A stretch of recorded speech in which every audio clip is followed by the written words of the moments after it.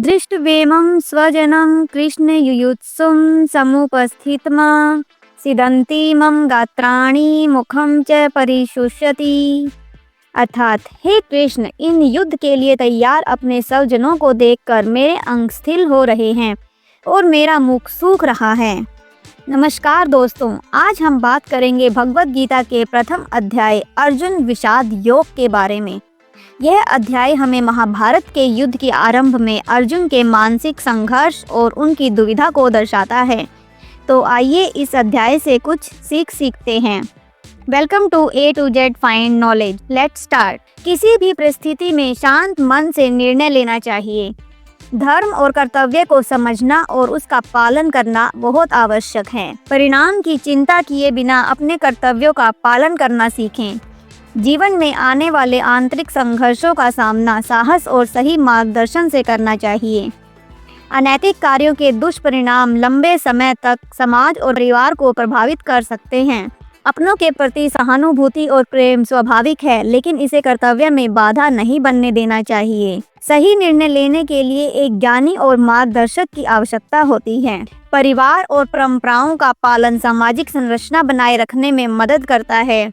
जीवन में हमेशा धर्म, सत्य और न्याय के रास्ते पर चलना चाहिए। रिश्तों के बावजूद निष्पक्षता और न्याय का पालन करना आवश्यक है। समाज और परिवार की स्थिरता के लिए धर्म का पालन अनिवार्य है। केवल अपने लाभ के लिए कार्य करने के बजाय समग्र समाज का भला करने की सोचें। मोह और ममता निर्णय लेने में बाधा उत्पन्न कर सकते हैं, इसीलिए इन्हें त्याग देना चाहिए। भावनात्मक संकट के समय भी मन को नियंत्रित करना सीखें। वैराग्य को अपनाकर जीवन के सत्य को समझने की कोशिश कीजिए। दुविधा में समय गंवाना जीवन के लिए हानिकारक हो सकता है। निर्णय लेने में आने वाले संदेह को ज्ञान और मार्गदर्शन से दूर करें। जीवन केवल सांसारिक इच्छाओं तक सीमित नहीं है, बल्कि आध्यात्मिक विकास भी जरूरी है। जीवन में जो परिवर्तन अपरिहार्य हैं, उन्हें स्वीकार करना चाहिए। तो दोस्तों, देखा आपने, अर्जुन विषाद योग हमें सिखा कि जीवन में कभी कभी ऐसे मोड़ आते हैं जब हमें सही और गलत के बीच चुनाव करना पड़ता है। ऐसे समय में हमें एक मार्गदर्शक की आवश्यकता होती है, जैसे अर्जुन को श्री कृष्ण का मार्गदर्शन मिला। कर्मण्येवाधिकारस्ते मा फलेषु कदाचन माँ कर्म फल हेतुर्भूर्मा ते संगो अस्तत्व कर्मणि। अर्थात तुम्हारा अधिकार केवल कर्म करने में है, उसके फलों में कभी नहीं। इसलिए कर्मों के फल की प्रेरणा से कर्म मत करो और न ही कर्म न करने में आसक्त हो। आज हम बात कर रहे हैं गीता के दूसरे अध्याय, जिसका नाम सांख्य योग है। चलिए देखते हैं कि दूसरे अध्याय से सीखने वाली कुछ महत्वपूर्ण सीखें। आत्मा न जन्म लेती है न मरती है, यह शाश्वत है, अजर, अमर और अविनाशी है। शरीर नाशवान है, आत्मा को कोई शस्त्र काट नहीं सकता, अग्नि जला नहीं सकती, जल गीला नहीं कर सकता और वायु सुखा नहीं सकती। अपने स्वधर्म का पालन करना श्रेष्ठ है। क्षत्रिय के लिए धर्म युद्ध से बढ़कर कोई अन्य कर्तव्य नहीं है। सुख दुख, लाभ हानि, जय पराजय में समभाव से रहना चाहिए, यह योग का अभ्यास है। कर्म का अधिकार है, लेकिन फल पर नहीं, इसलिए फल की इच्छा छोड़कर निष्काम कर्म करना चाहिए। सही और गलत में भेद करने वाली बुद्धि का विकास करना चाहिए, यह कर्मों के बंधन से मुक्त करता है। दृढ़ संकल्प और एकाग्रता से कर्म करना चाहिए। चंचल मन को नियंत्रित करना आवश्यक है। इंद्रियों को वश में रखना चाहिए। अनियंत्रित इंद्रियां आत्म विनाश का कारण बनती हैं। क्रोध से भ्रम उत्पन्न होता है, भ्रम से स्मृति भ्रंश होती है और स्मृति भ्रंश से बुद्धि नष्ट होती है, जिससे व्यक्ति का पतन निश्चित है। जिसकी बुद्धि स्थिर होती है, वह व्यक्ति सुख दुख में समभाव से रहता है और इंद्रियों के विषयों में वो आसक्त नहीं होता। ज्ञान प्राप्ति से मोह नष्ट होता है, जिससे आत्मा का साक्षात्कार होता है। आत्म संयम से मन की शांति प्राप्त होती है, जो सभी दुखों का अंत करती है। सच्चा ज्ञान आत्मा और परमात्मा के स्वरूप को समझना है। यह जन्म मृत्यु के चक्र से मुक्त करता है। निष्काम कर्म, ज्ञान और भक्ति के माध्यम से मोक्ष की प्राप्ति निश्चित है। आत्मा की अमरता को समझकर मृत्यु का भय छोड़ देना चाहिए। धर्म की रक्षा के लिए आवश्यक होने पर युद्ध करना भी उचित है। योग में सफलता के लिए आहार विहार कर्म और निद्रा में संतुलन आवश्यक है। माया से उत्पन्न होने वाले सुख दुख अस्थायी हैं, उन्हें सहन करना सीखना चाहिए। आत्म साक्षात्कार से परम शांति और आनंद की प्राप्ति होती है। कर्म करते समय अहंकार का त्याग करना चाहिए। स्वयं को कर्ता मानना बंद करना पड़ेगा। इन शिक्षाओं को जीवन में अपनाकर हम आत्म साक्षात्कार की ओर अग्रसर हो सकते हैं और जीवन के उद्देश्य को समझ सकते हैं।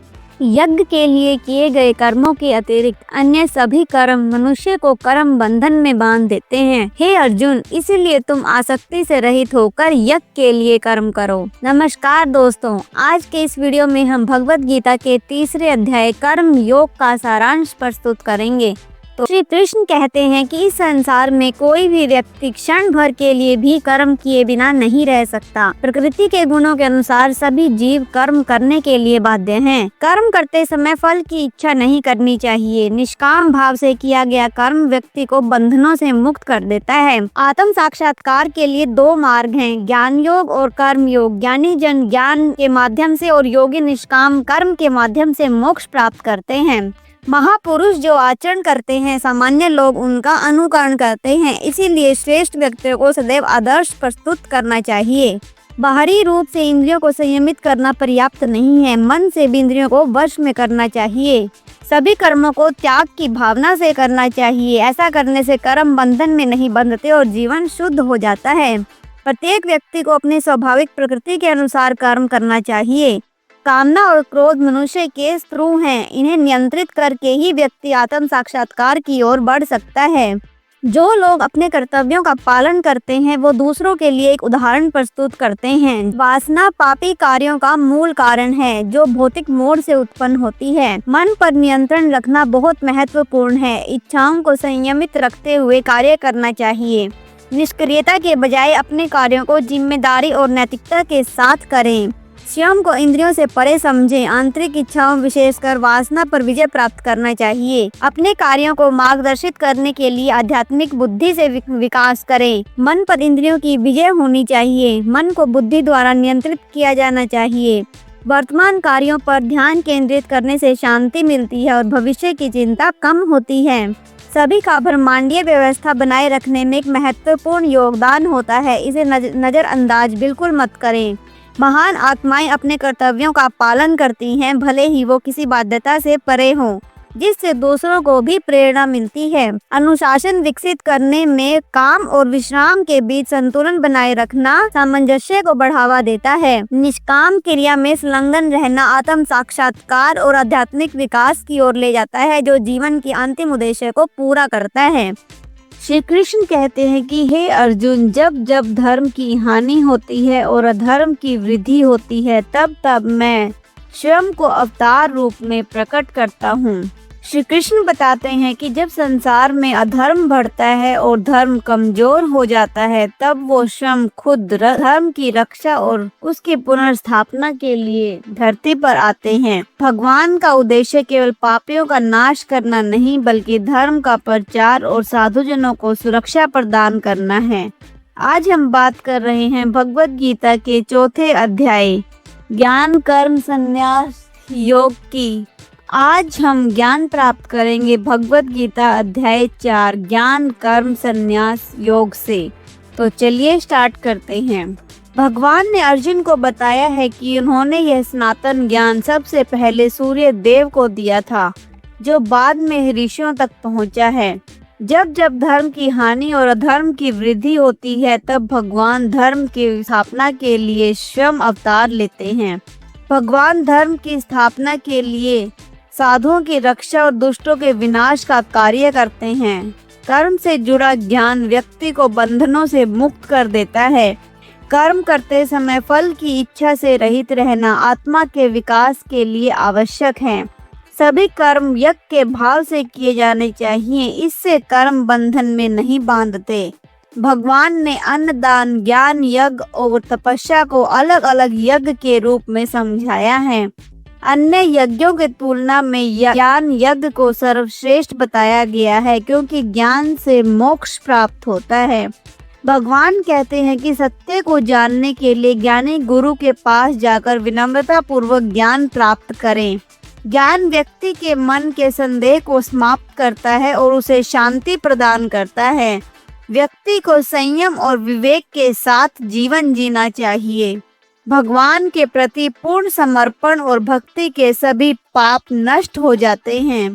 कर्म के साथ ज्ञान का समन्वय ही मोक्ष का मार्ग है।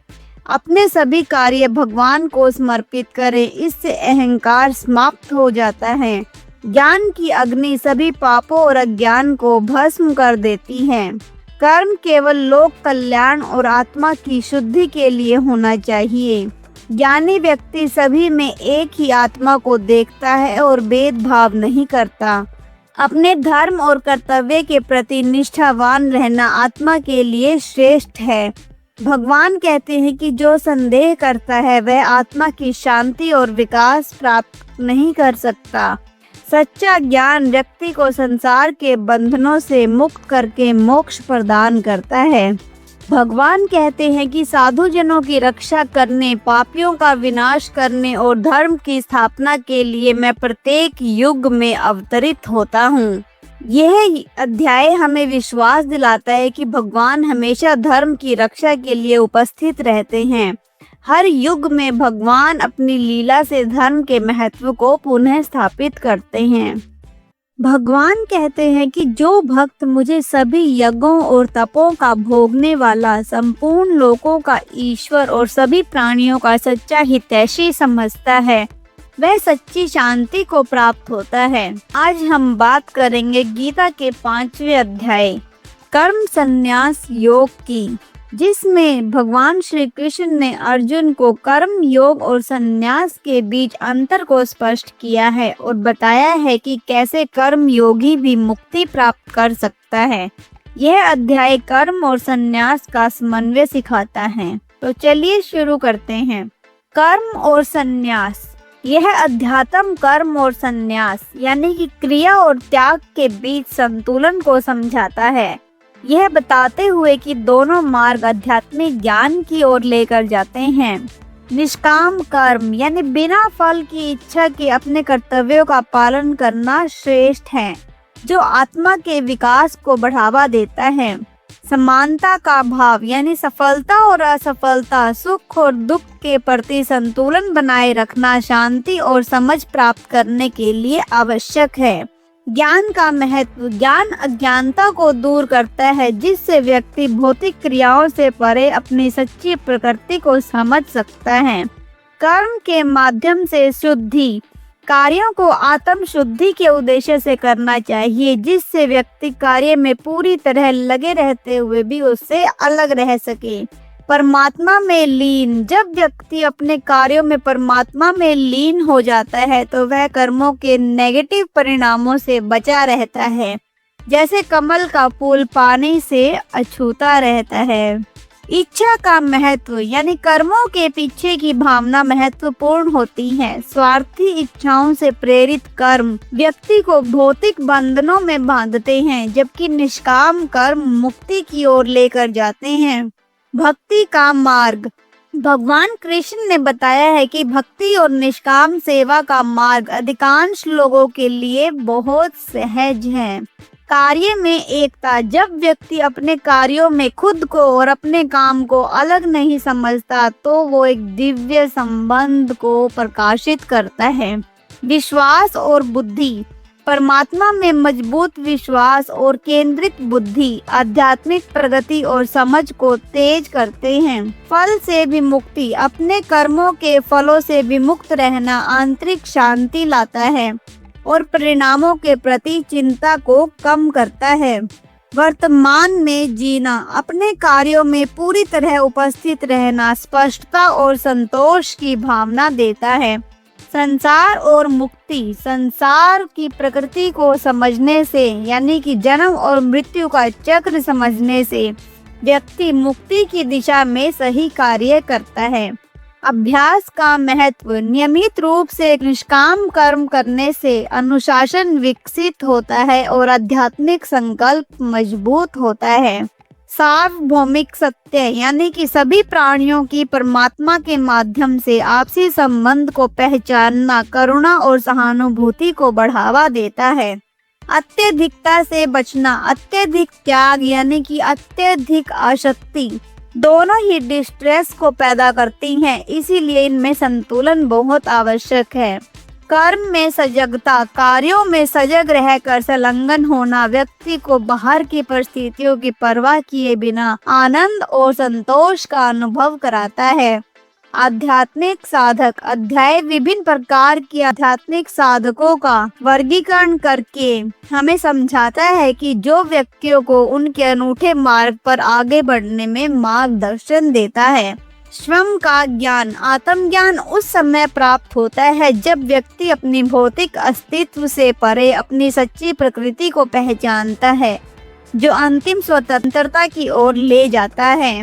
उद्देश्यपूर्ण जीवन जीना। हर कार्य को उच्च आदर्शों के साथ उद्देश्यपूर्ण तरीके से करना चाहिए, जिससे व्यक्तिगत विकास और सामाजिक भलाई में योगदान हो सके। यह अध्याय आध्यात्मिक सिद्धांतों के साथ साथ सांसारिक कर्तव्यों का पालन करते हुए जीवन जीने के लिए व्यवहारिक अंतर्दृष्टि प्रदान करता है।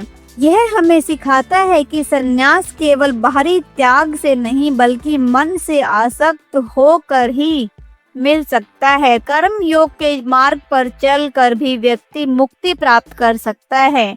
जीवन में शांति, संतोष और मोक्ष के लिए इस ज्ञान को हमें अपनाना होगा। मनुष्य को अपने ही प्रयासों से स्वयं को ऊपर उठाना चाहिए और कभी स्वयं को गिराना नहीं चाहिए, क्योंकि व्यक्ति स्वयं ही अपना मित्र है और स्वयं ही अपना शत्रु भी बन सकता है। व्यक्ति का सबसे बड़ा सहारा भी वही है और सबसे बड़ी बाधा भी वही है। इसलिए स्वयं को अनुशासित और सकारात्मक मार्ग पर चलाना जरूरी है। क्या आपने कभी सोचा है कि सच्चा योगी कौन होता है? क्या ध्यान से जीवन में शांति और सफलता प्राप्त की जा सकती है? आज हम भगवत गीता के अध्याय 6 में ध्यान योग की गहराई से चर्चा करेंगे। आइए देखते हैं कि गीता का 6वां अध्याय हमें क्या क्या सीखने को देता है। सच्चा योगी वही है जो निष्काम भाव से कर्म करता है। केवल सांसारिक कर्मों का त्याग करना संन्यास नहीं है, बल्कि बिना फल की इच्छा के कार्य करना ही सच्चा योग है। ध्यान योग से आत्म साक्षात्कार संभव है। ध्यान व्यक्ति को आत्मा और परमात्मा से जोड़ता है। सन्यासी और कर्म योगी में अंतर यही है कि सच्चा सन्यासी वही है जो मन से संसार की आसक्ति छोड़ देता है, न कि केवल बाहरी वस्त्र बदलने वाला सच्चा सन्यासी है। ध्यान करने के लिए एकांत आवश्यक है। भगवान कहते हैं कि योगी को शुद्ध एकांत और शांत स्थान पर बैठकर ध्यान करना चाहिए।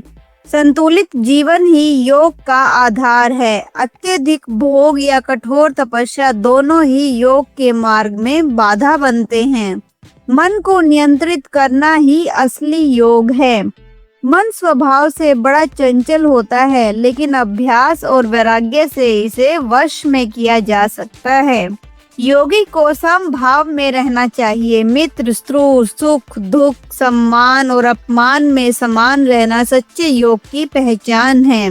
ध्यान से मन की स्थिरता प्राप्त होती है। जो व्यक्ति मन को ईश्वर में स्थिर कर लेता है, उसे कोई भी सांसारिक चीज विचलित नहीं कर सकती।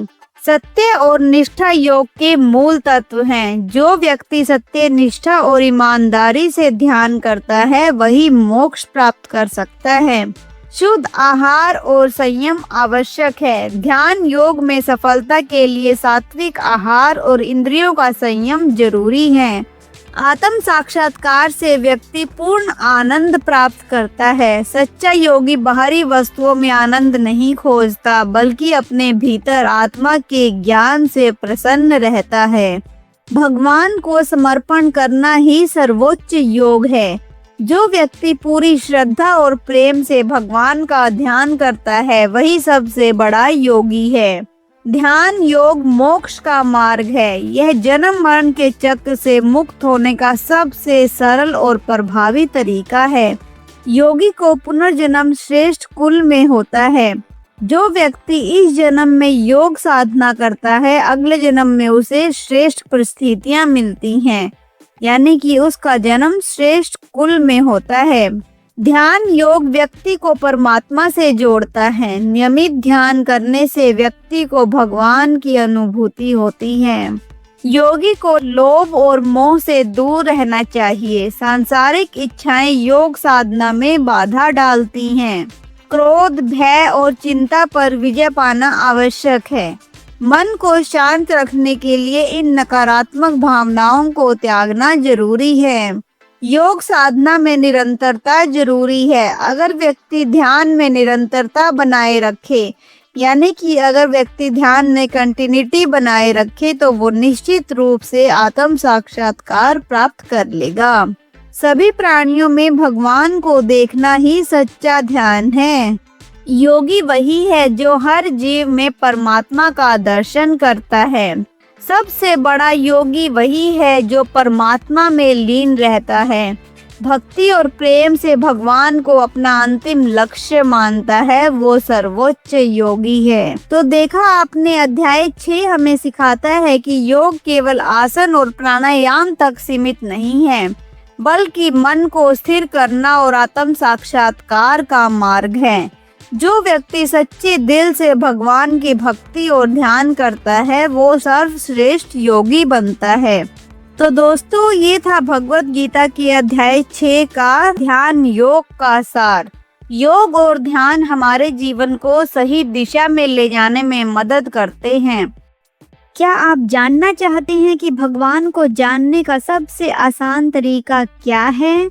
क्या भक्ति ही मोक्ष का सबसे सरल मार्ग है? आज हम भगवत गीता के 7वें अध्याय ज्ञान विज्ञान योग की महत्वपूर्ण बातें समझेंगे। श्री कृष्ण कहते हैं कि मैं जल में रस हूँ, चंद्रमा और सूर्य में प्रकाश हूँ, वेदों में ओमकार हूँ, आकाश में ध्वनि हूँ और मनुष्यों में पुरुषार्थ हूँ। अर्थात भगवान हर चीज में विद्यमान है, चाहे जल हो, सूर्य चंद्रमा की चमक हो या आकाश में गूंजने वाली ध्वनि हो। हर प्राकृतिक तत्व में भगवान विद्यमान है। मनुष्य का पुरुषार्थ भी भगवान की ही देन है। वेदों में ओम ईश्वर का प्रतीक है। भगवान को बाहर नहीं, हमें भीतर ढूंढना चाहिए। भगवान को जानना ही सबसे बड़ा ज्ञान है। भगवान श्री कृष्ण कहते हैं कि वे ही इस संसार के आदि, मध्य और अंत हैं। सिर्फ भक्ति से ही भगवान को समझ सकते हैं।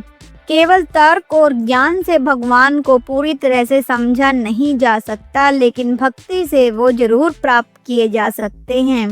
सच्चे ज्ञान के 2 रूप हैं, ज्ञान और विज्ञान।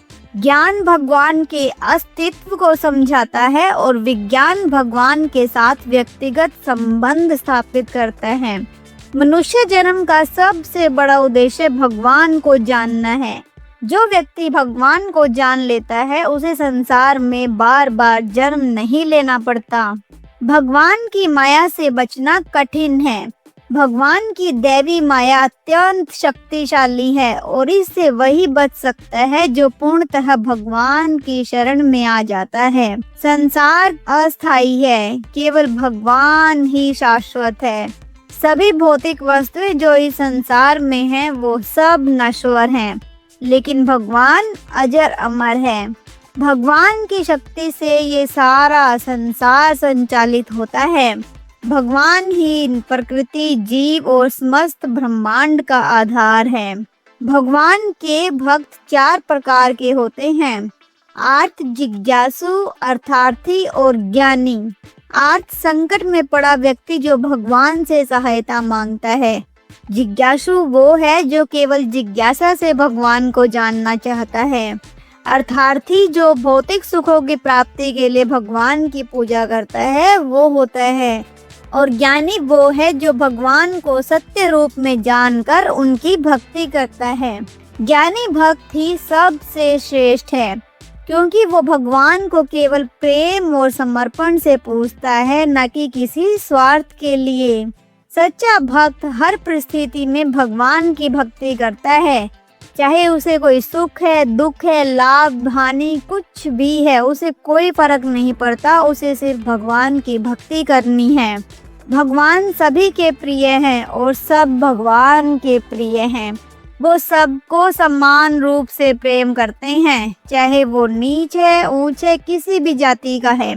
उनके लिए जाति कोई मायने नहीं रखती। लेकिन जो निष्काम भक्ति करता है वो उन्हें सबसे ज्यादा प्रिय होता है। भगवान सभी इच्छाएं पूरी करते हैं, लेकिन स्थायी सुख केवल भक्ति में है। जो व्यक्ति भगवान से सांसारिक सुख मांगता है उसे वो मिल सकता है, लेकिन वो सुख कभी भी स्टेबल नहीं होता। जो भगवान को जान लेता है वो पुनर्जन्म से मुक्त हो जाता है। भगवान को जानो, उनकी भक्ति करो, वो व्यक्ति जन्म मरण के चक्र से मुक्त हो जाएगा। ज्ञान से ही मोक्ष प्राप्त होता है। भक्ति से हमें ज्ञान मिलता है और ज्ञान व्यक्ति को मोक्ष के मार्ग पर ले जा सकता है। भगवान ही परम सत्य है। संसार में जितनी भी वस्तुएं हैं वो कोई स्थायी नहीं है, वो सब एक क्षण भंगुर हैं, लेकिन भगवान सत्य सनातन है। जो सच्चा ज्ञानी होता है वो भगवान को हर जगह देखता है। वो जानता है कि हर चीज में भगवान की शक्ति काम कर रही है। भगवान की शरण में जाने से सभी कष्ट दूर हो जाते हैं। वो अपने भक्तों का उद्धार कर देते हैं और उन्हें परम आनंद देते हैं। भगवान को याद करो और भक्ति ही जीवन का सर्वोच्च उद्देश्य होना चाहिए। सांसारिक कार्यों से ऊपर उठकर हमें भगवान की भक्ति करनी चाहिए।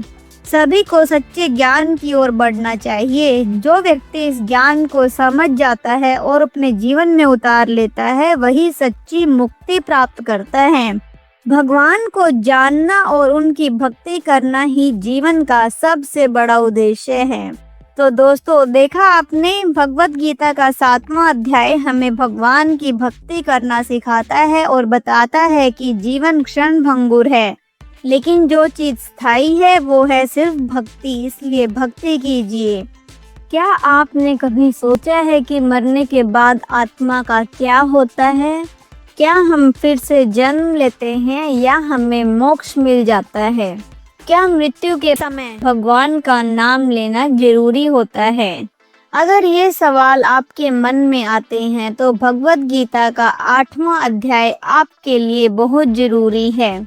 श्री कृष्ण ने अर्जुन को बताया है कि मृत्यु के समय जो व्यक्ति भगवान को याद करता है वो मोक्ष को प्राप्त कर लेता है और जन्म मरण के चक्र से मुक्त हो जाता है। अंत समय में जो याद होगा वही अगला जन्म तय करेगा। जो व्यक्ति मृत्यु के समय भगवान को याद करेगा वो निश्चित रूप से मोक्ष को प्राप्त हो जाएगा। आत्मा अमर है और शरीर नश्वर है, यानी कि ये शरीर जब खत्म हो जाता है लेकिन आत्मा कभी नष्ट नहीं होगी और नए शरीर में वो प्रवेश कर जाएगी। अंत समय में भगवान का स्मरण सबसे महत्वपूर्ण है। भगवान कहते हैं कि जो भी आदमी मृत्यु के समय केवल उनका ध्यान करता है वो उनमें ही लीन हो जाता है। हमारी आदतें हमारे अंतिम विचार तय करती हैं। जो व्यक्ति जीवन भर भगवान का भजन करता है वही अंत समय में उनका स्मरण कर सकता है, क्योंकि जो जीवन भर भगवान का ध्यान करेगा वही अंत में उनका नाम लेगा, क्योंकि वही हमारी आदत होगी। भगवान तक पहुंचने का मार्ग, जो जीवन भर साधना करता है वही अंतिम समय में भगवान को याद रख पाएगा। इसीलिए हर दिन भगवान का ध्यान करना जरूरी है। भगवान को पाने के लिए भक्ति का मार्ग सबसे सरल है। केवल कर्म और ज्ञान से नहीं बल्कि सच्ची भक्ति से ही भगवान प्राप्त होते हैं। ओम का जाप करने से मोक्ष की प्राप्ति होती है। मृत्यु के समय जो व्यक्ति ओम का उच्चारण करता है वह परम धाम को प्राप्त करता है। जो व्यक्ति भगवान का स्मरण करता है वह पुनर्जन्म से मुक्त हो जाता है, क्योंकि सच्ची भक्ति ही पुनर्जन्म से हमें बचा सकती है। सांसारिक बंधनों से बचने के लिए हमें सदा भगवान को याद रखना चाहिए। भौतिक संसार और आध्यात्मिक लोक, ये संसार अस्थायी है, यानी कि दुनिया नश्वर है, लेकिन परम धाम यानी भगवान का धाम शाश्वत है। यह भौतिक संसार नष्ट होने वाला है, लेकिन भगवान का धाम अजर अमर है। परम धाम जाने के लिए सच्ची भक्ति करनी होगी, केवल धार्मिक कर्मों से नहीं बल्कि समर्पित भक्ति और सच्चे प्रेम से ही हमें मोक्ष प्राप्त होगा। भगवान तक पहुंचने के दो मार्ग हैं, उत्तरायण मार्ग और दक्षिणायन मार्ग। उत्तरायण मार्ग, इसी मार्ग से योगी भगवान के धाम में पहुंचते हैं। दक्षिणायन मार्ग, जो लोग भौतिक सुखों में फंसे रहते हैं वो पुनर्जन्म के चक्र में फंसे रहते हैं, यानी आत्मा फिर से जन्म लेती है। सभी अच्छे कर्म और साधना का अंतिम लक्ष्य भगवान तक पहुंचना होना चाहिए। अगर कोई भगवान को भूलकर सांसारिक चीजों में लिप्त रहता है, यानी कि सांसारिक चीजों में ही सारा दिन लगा रहता है, वो पुनर्जन्म के चक्र में फंस जाएगा। जो व्यक्ति सच्चे ज्ञान को प्राप्त करता है वो पुनर्जन्म में नहीं फंसता। केवल वही मोक्ष प्राप्त कर सकता है जो भगवान को अपना सब कुछ समर्पित कर देता है। जो व्यक्ति सांसारिक इच्छाओं में उलझा रहता है उसे बार बार जन्म लेना पड़ता है। काम, क्रोध, लोभ, मोह, अहंकार ही पुनर्जन्म का कारण बनते हैं। मृत्यु का भय केवल अज्ञानी को होता है। ज्ञानी व्यक्ति जानता है कि आत्मा अमर है, इसीलिए उसे कभी मृत्यु का भय नहीं सताता। भक्तों को हमेशा भगवान की कृपा मिलती है। भगवान कहते हैं कि जो मुझ में पूरी तरह समर्पित हो जाता है उसका कभी भी पुनर्जन्म नहीं होता। हर कर्म भगवान को समर्पित करें। जो भी हम काम करें भगवान की सेवा समझकर करें, इससे हमारा जीवन सार्थक बन जाएगा। हर दिन भगवान का नाम लें और भगवान का ध्यान करें। ये हमारे सभी पापों को नष्ट कर देगा और हमारे मन को शुद्ध बना देगा। भगवान को पाने के लिए हमें निष्काम भक्ति करनी चाहिए।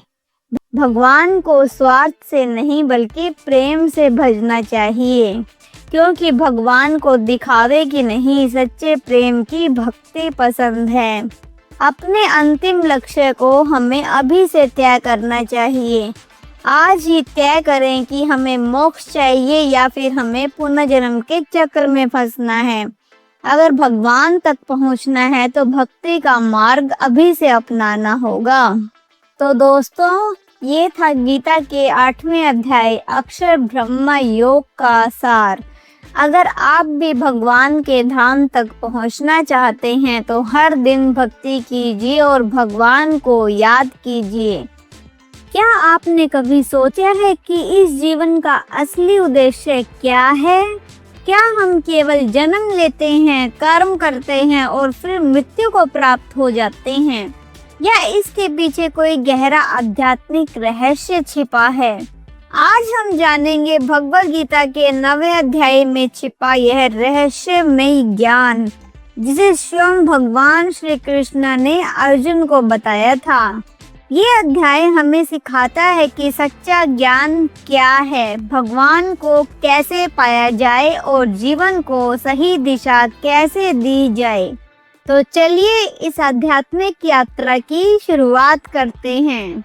आज हम बात करेंगे भगवद गीता अध्याय 9 राज विद्या राज गुह्य योग, यानी कि जीवन के रहस्यमयी ज्ञान की। चलिए देखते हैं कि इस अध्याय से हम क्या क्या सीख सकते हैं। भगवान सर्वव्यापी हैं, लेकिन संसार के कर्मों से वो अनछुए रहते हैं। हमें भी संसार में रहकर निष्काम कर्म करना चाहिए। भगवान संसार में सर्वत्र मौजूद हैं, लेकिन वो किसी से बंधे हुए नहीं हैं। हमें भी संसार में रहते हुए अपने सांसारिक बंधनों से मुक्त रहने का प्रयास करना चाहिए। भगवान को पाने के अलग अलग मार्ग हो सकते हैं, लेकिन सभी का लक्ष्य एक ही है। हमें किसी भी रूप में श्रद्धा और भक्ति को बनाए रखना चाहिए। जीवन में किए गए सभी अच्छे कर्म और त्याग भगवान के लिए होने चाहिए। हर कार्य को भगवान को समर्पित करो, जिससे वो और भी पवित्र हो जाए। भगवान ने इस अध्याय में सर्वोच्च ज्ञान और रहस्य को वर्णित किया है, जो आध्यात्मिक उन्नति के लिए बहुत महत्वपूर्ण है। भक्ति से भगवान की प्राप्ति होती है। श्री कृष्ण कहते हैं कि भक्ति के माध्यम से व्यक्ति उन्हें प्राप्त कर सकता है, चाहे उसकी सामाजिक पोजीशन कुछ भी हो। सब में भगवान का वास है। भगवान कहते हैं कि सभी प्राणियों में वो विद्यमान है, लेकिन वो उनसे अलग भी हैं। फल की इच्छा के बिना कर्म, निष्काम कर्म यानी फल की इच्छा के बिना किया गया कर्म से व्यक्ति मुक्ति प्राप्त कर सकता है। यानी कि हम जो भी काम करें उसमें हम फल की इच्छा ना, मुक्ति प्राप्त कर सकते हैं। भगवान की कृपा से सब संभव है। जो व्यक्ति भगवान की शरण में आता है वो सब पापों से मुक्त हो जाता है। सादगी से की गई भक्ति यानी भगवान को जब हम पुष्प, फल, जल आदि सिंपल चीजों से भक्ति करते हैं, भगवान उनसे बहुत खुश होते हैं, बशर्ते वो भक्ति सच्चे मन से की जाए। भगवान सबके मित्र हैं। भगवान कहते हैं कि वो सभी प्राणियों के सखा हैं और उनके सहायक हैं। श्रद्धा का महत्व। बिना श्रद्धा के व्यक्ति आध्यात्मिक मार्ग पर अग्रसर नहीं हो सकता। भगवान की दिव्य लीलाएं, उनकी लीलाओं को जानकर व्यक्ति भक्ति में दृढ़ हो सकता है। कर्मों को भगवान को अर्पित करें। अपने सभी कर्मों को हमें भगवान को अर्पित करने से हम बंधन से मुक्त हो जाएंगे। भगवान की महिमा अपरंपार है। श्री कृष्ण की महिमा और शक्ति का कोई अंत नहीं है। सभी यज्ञ और तपस्या भगवान के लिए हैं। जो भी हम यज्ञ, तपस्या और दान करते हैं वो सब हमें भगवान को समर्पित कर देने चाहिए। भगवान के नाम का जप करने से मन शुद्ध होता है और हमारी भक्ति में वृद्धि होती है। इसीलिए उनके नाम का जप करते रहें। सच्चा भक्त कभी नष्ट नहीं होता। भगवान कहते हैं कि जो उनकी शरण में आता है उसका कभी विनाश नहीं होता। भगवान किसी का भी पक्ष नहीं लेते, वो निष्पक्ष निर्णय लेते हैं और सब प्राणियों को समान दृष्टि से देखते हैं। सरल मन से की गई भक्ति ही श्रेष्ठ है। इसीलिए हमें अपने मन को सच्चा रखकर सरल मन से भगवान को याद करना चाहिए, जिससे हम ईश्वर को प्राप्त हो सकें। भगवान की भक्ति ही जीवन का लक्ष्य होना चाहिए। जो व्यक्ति भगवान की सेवा और भक्ति में ही अपने जीवन को लगाता है वही सच्ची शांति और सुख पाता है। सांसारिक सुख अस्थायी है। भगवान श्री कृष्ण के अनुसार भौतिक सुख क्षणिक है, लेकिन भक्ति का सुख अखंड और शाश्वत है। भगवान तक पहुंचने के लिए हमें अपने मन और हृदय को शुद्ध करना होगा और प्रेम और समर्पण के साथ भगवान की भक्ति करनी होगी। जो भगवान का स्मरण करता है वो सब कुछ प्राप्त करता है। जो उनकी शरण में चला जाता है उसे किसी और चीज की जरूरत नहीं रहती। तो दोस्तों, ये था भगवत गीता की अध्याय 9 राज विद्या राजगुह्य योग का सार। अगर आप भी सच्चे प्रेम और भक्ति से भगवान को पाना चाहते हैं तो हर दिन भक्ति कीजिए, हर दिन श्री कृष्ण को याद कीजिए। लेकिन अपने मन को पवित्र रखिए। क्या आप जानना चाहते हैं कि भगवान श्री कृष्ण की अनंत शक्तियाँ क्या हैं? क्या आप ये भी समझना चाहते हैं कि संपूर्ण ब्रह्मांड में भगवान कैसे विद्यमान हैं? अगर हाँ, तो भगवत गीता के 10वें अध्याय का ये गूढ़ ज्ञान आपके जीवन को बदल सकता है। इस वीडियो को देखने के बाद आपको गीता का ज्ञान और भगवान श्री कृष्ण की महिमा समझने में गहरी रुचि हो जाएगी, क्योंकि ये वीडियो सिर्फ ज्ञान ही नहीं बल्कि आपके जीवन की सोच को बदलने की शक्ति रखता है। क्या आप तैयार हैं भगवान श्री कृष्ण की अद्भुत शक्तियों को जानने के लिए? अगर हाँ, तो चलिए शुरू करते हैं। परम सत्य का ज्ञान। भगवान श्री कृष्ण ने बताया है कि वे सभी जीवों के भीतर हैं और सभी वस्तुओं का आधार हैं। ये समझना बहुत आवश्यक है कि वो सर्वव्यापी हैं, यानी कि वो हर जगह विद्यमान हैं। अद्वितीयता, यानी भगवान श्री कृष्ण ने अपने अद्वितीय स्वरूप को प्रकट किया जो सभी चीजों में विद्यमान है। ये दर्शाता है कि सभी वस्तुएं एक ही जगह से आती हैं। सर्वशक्तिमान। भगवान श्री कृष्ण ने अपने असीम शक्तियों का उल्लेख किया है जो उन्हें सभी प्रकार की सृष्टियों का स्वामी बनाती हैं। सभी गुणों का स्रोत। श्री कृष्ण कहते हैं कि सभी गुण जैसे ज्ञान, शक्ति और सौंदर्य मुझसे ही उत्पन्न होते हैं। ये हमें समझाता है कि किसी भी सकारात्मक गुण का मूल स्रोत सिर्फ भगवान ही होते हैं।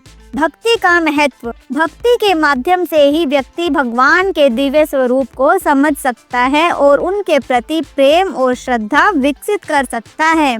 सच्चे भक्त की पहचान। जो व्यक्ति भगवान की महिमा को जानता है और उन्हें अपने दिल में स्थान देता है, वो सच्चा भक्त होता है। दिव्य गुणों की पहचान। भगवान ने अपने विभिन्न स्वरूपों और गुणों का वर्णन किया है, जैसे कि बुद्धि, शक्ति और धैर्य। ये गुण मनुष्य जीवन में बहुत महत्वपूर्ण हैं। सृष्टि का आधार। भगवान श्री कृष्ण ने बताया है कि वो सृष्टि के हर तत्व में विद्यमान हैं। ये समझना बहुत आवश्यक है कि हर वस्तु में दिव्यता होती है। श्री कृष्ण ने कहा है कि वो पर्वतों में मेरु, नदियों में गंगा, वृक्षों में पीपल आदि के रूप में विद्यमान हैं, जिससे हम यह सीखते हैं कि प्रकृति के प्रत्येक तत्व में भगवान की उपस्थिति होती है। भगवान ने स्वयं को काल का स्वरूप भी बताया है, जो सब का संहार करता है, जिससे यह समझ आता है कि समय की महत्ता को समझकर हमें अपने कर्म करते रहना चाहिए। ज्ञान की महत्ता। ज्ञान प्राप्त करना और उसे अपने जीवन में लागू करना बहुत आवश्यक है। यह व्यक्ति को सही मार्ग पर चलने में मदद करता है। आध्यात्मिक दृष्टि। अध्याय हमें यह सिखाता है कि हमें भौतिक दृष्टिकोण से बहुत परे जाकर आध्यात्मिक दृष्टि भी विकसित करनी चाहिए, क्योंकि भगवान की उपस्थिति हर जगह होती है, चाहे वो जीव हो या निर्जीव हो। ये हमें एकता की भावना भी देता है। प्रेम और भक्ति का मार्ग। प्रेम और भक्ति से ही हम भगवान के करीब पहुंच सकते हैं। ये मार्ग हमें बहुत गहराई तक समझना होता है, क्योंकि ये बहुत सरल है लेकिन ये बहुत गहरा होता है। सत्य की खोज। सत्य की खोज में व्यक्ति को भगवान की ओर मुड़ना चाहिए, क्योंकि वो सत्य के साक्षात रूप हैं। संतुलन का महत्व। भगवान ने कहा है कि वो ऋतुओं में बसंत ऋतु हैं, जो संतुलन और सौंदर्य का प्रतीक होता है, जिससे हमें जीवन में संतुलन बनाए रखने की प्रेरणा मिलती है। दिव्यता का अनुभव। जब व्यक्ति भगवान की महिमा को समझता है तो वह दिव्यता को अनुभव करता है और आत्मा की शांति प्राप्त करता है। निष्काम कर्म। निष्काम कर्म करने से व्यक्ति को आत्मज्ञान प्राप्त होता है और वो मोक्ष की ओर अग्रसर होता है। सकारात्मकता का संचार। भगवान के गुणों को अपनाने से व्यक्ति में पॉजिटिविटी बढ़ती है और वो जीवन में आगे बढ़ता चला जाता है। आध्यात्मिक विकास। ये अध्याय हमें सिखाता है कि आध्यात्मिक विकास के लिए भक्ति और ज्ञान दोनों बहुत आवश्यक हैं। सच्चे प्रेम का महत्व। सच्चा प्रेम केवल भौतिक चीजों तक सीमित नहीं होता, वो आत्मा के स्तर पर जुड़ाव होता है। जागरूकता का विकास। अपनी जागरूकता को हमें बढ़ाना और ईश्वर के प्रति समर्पित रहना बहुत आवश्यक है, ताकि हम अपने जीवन को एक सही और नई दिशा दे सकें। मोक्ष की प्राप्ति। अंततः जो व्यक्ति भगवान को जान लेता है और उनके प्रति समर्पित हो जाता है वह मोक्ष प्राप्त कर लेता है, क्योंकि भगवान श्री कृष्ण समस्त सृष्टि के अधिष्ठाता हैं और उनकी शरण में आने से सभी कष्टों का निवारण होता है, जिससे हमें समझना चाहिए कि भगवान की शरण ही सर्वोपरि है। भगवान उन लोगों में विद्यमान है जो अहंकार से रहित हैं, जिससे हमें शिक्षा मिलती है कि अहंकार का त्याग करके ही हम भगवान को प्राप्त कर सकते हैं। भगवान अपने भक्तों की रक्षा करते हैं और उन्हें सभी बाधाओं से मुक्त करते हैं, जिससे भक्तों में विश्वास और समर्पण की भावना भी बढ़ती है। तो देखा आपने, भगवत गीता का 10वां अध्याय हमें सिखाता है कि भगवान सर्वव्यापी हैं और उनकी भक्ति, समर्पण और उनके गुणों का ध्यान करने से जीवन एक नई दिशा की ओर चल पड़ता है और हम भगवान की कृपा को प्राप्त होते हैं। मैं काल हूँ जो संसार का नाश करने वाला है। इस समय मैं इन लोगों के विनाश के लिए प्रवृत्त हुआ हूँ। इसीलिए जो विरोधी पक्ष के योद्धा तुम्हारे सामने खड़े हैं वो तुम्हारे बिना भी नहीं रहेंगे, अर्थात उनका नाश निश्चित है। ये श्लोक हमें सिखाता है कि अहंकार को त्याग दो।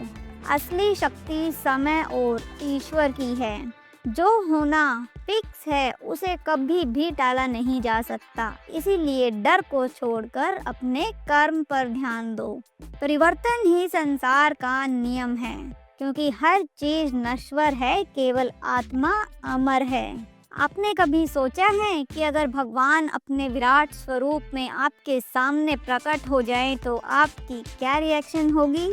आज हम भगवत गीता के 11वें अध्याय विश्व रूप दर्शन योग से सीखेंगे 20 अनमोल जीवन पाठ, जो न केवल हमारे आध्यात्मिक जीवन को बल्कि हमारे डेली लाइफ को भी एक नई दिशा दे सकेंगे।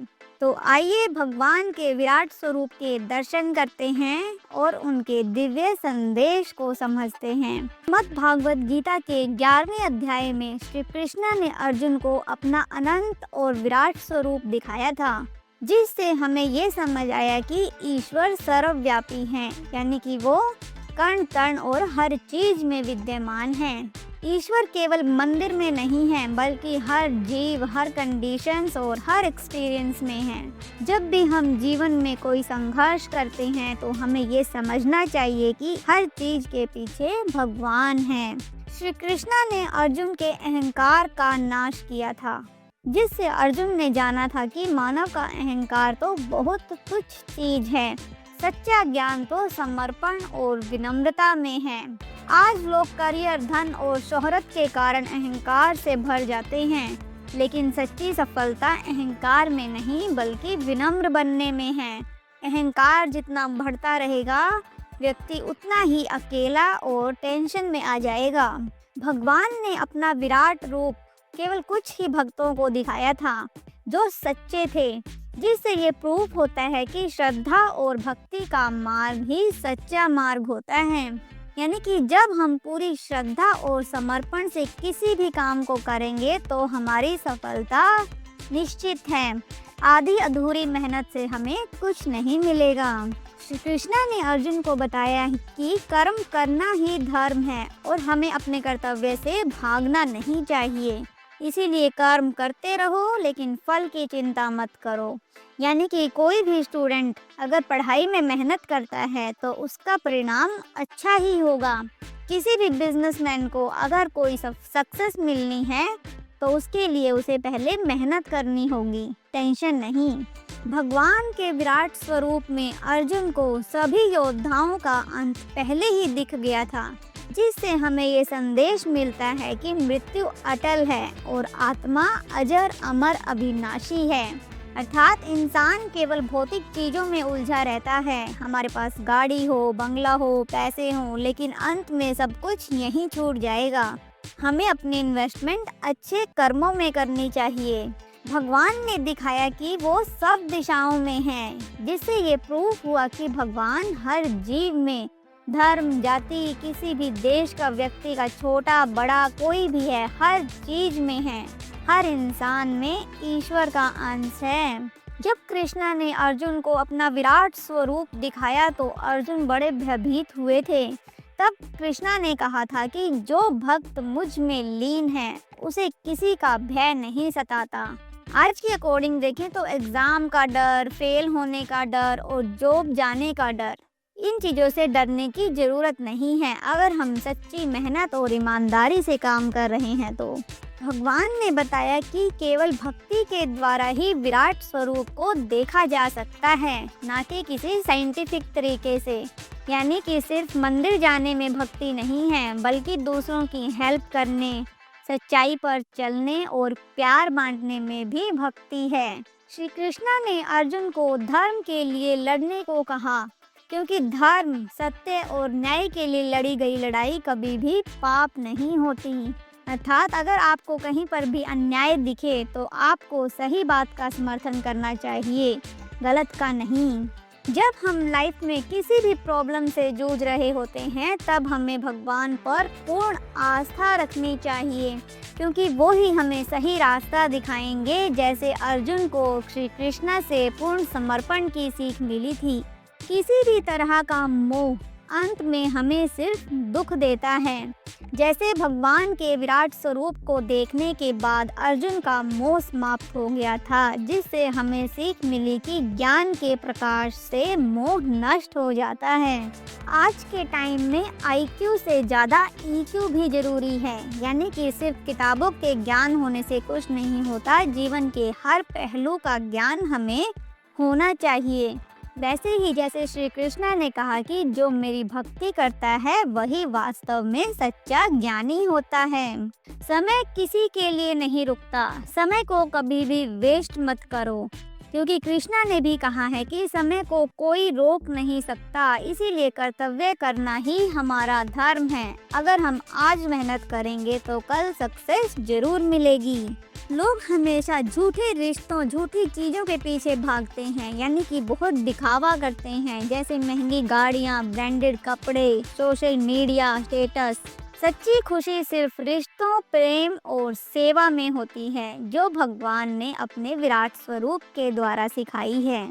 अगर भगवान आपको अपने विराट स्वरूप के दर्शन देते हैं तो आप उनसे सबसे पहले क्या मांगेंगे, हमें कमेंट में ज़रूर बताना।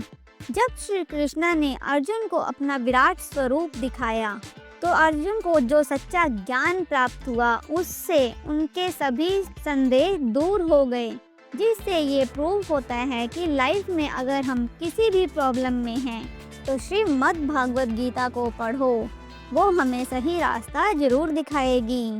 बिना भगवान की कृपा के उनका विराट स्वरूप देखना इम्पॉसिबल है, जिससे हमें पता चलता है कि सिर्फ सच्ची भक्ति से ही ईश्वर की शरण में जाया जा सकता है।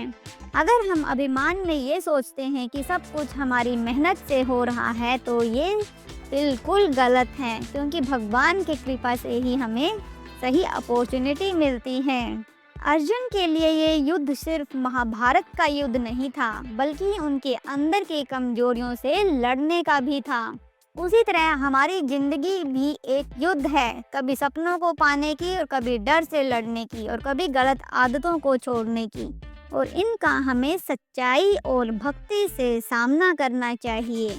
जिसने मन को स्थिर कर लिया वो हर जगह विजयी है, क्योंकि अगर आप किसी भी परिस्थिति में शांत और धैर्यवान रहेंगे तो कोई भी मुश्किल आपको कभी भी परास्त नहीं कर सकती, क्योंकि जो भगवान में स्थिर रहता है वो हर सिचुएशन में अडिग रहता है।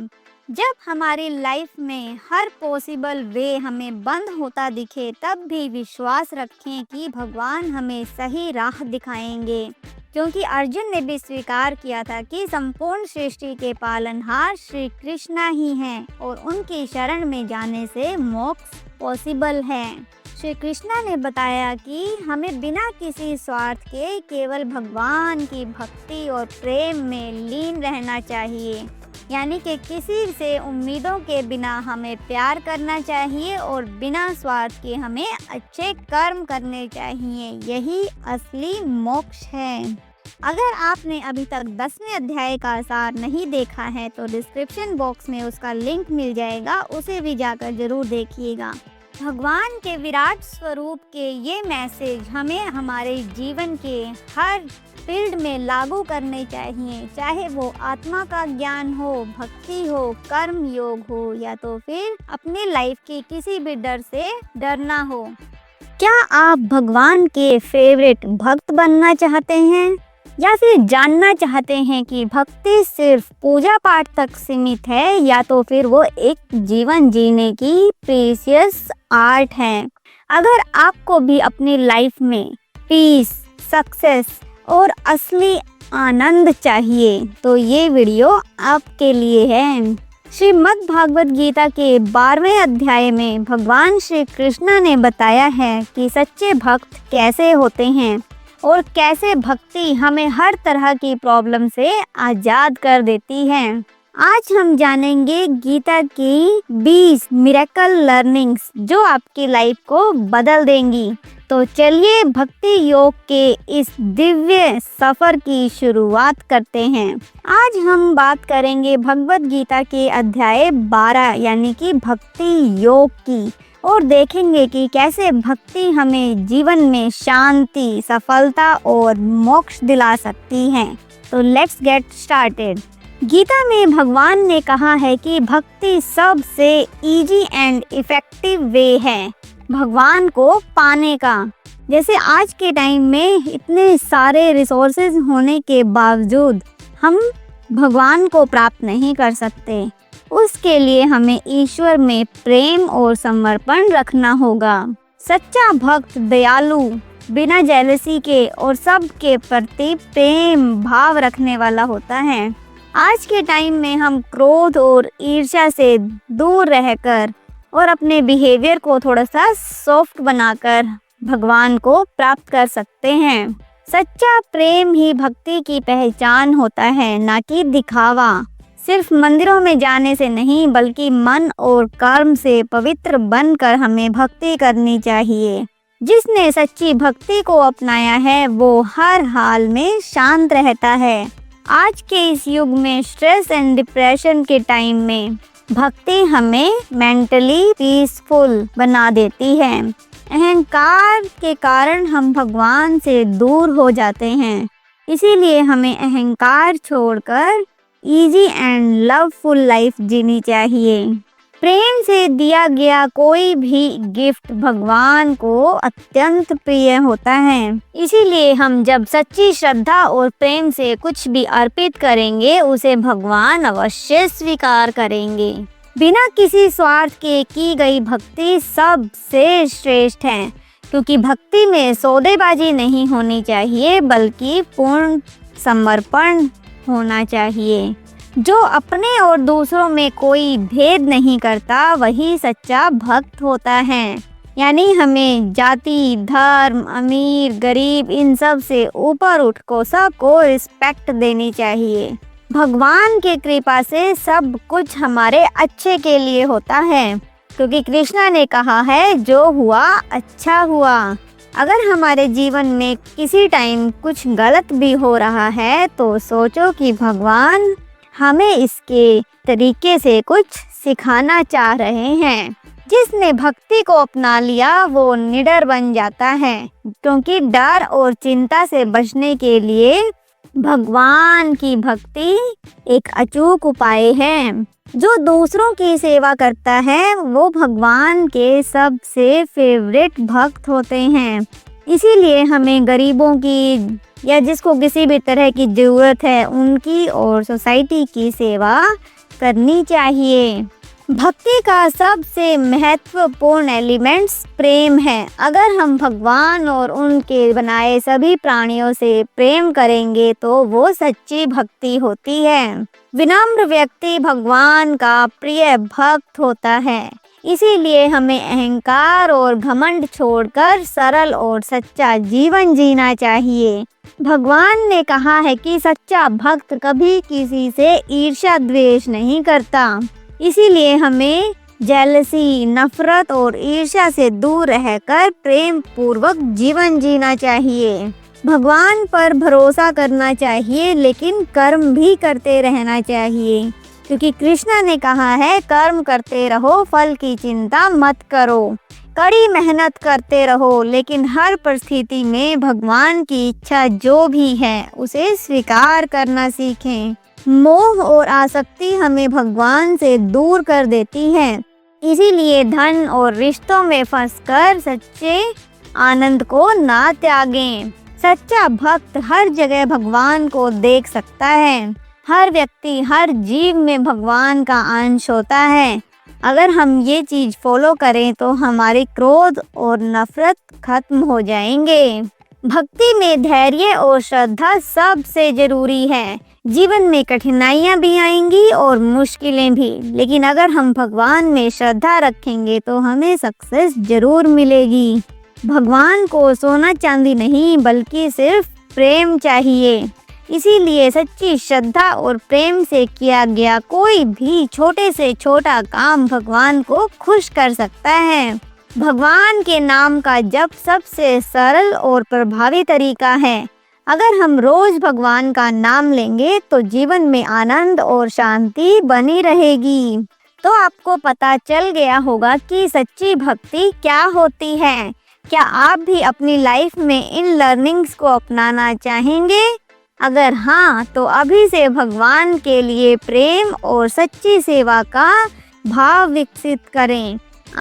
क्या आपने कभी सोचा है कि हमारा सिर्फ शारीरिक अस्तित्व ही नहीं है, बल्कि हमारे अंदर एक अनंत और अमर आत्मा का भी निवास है?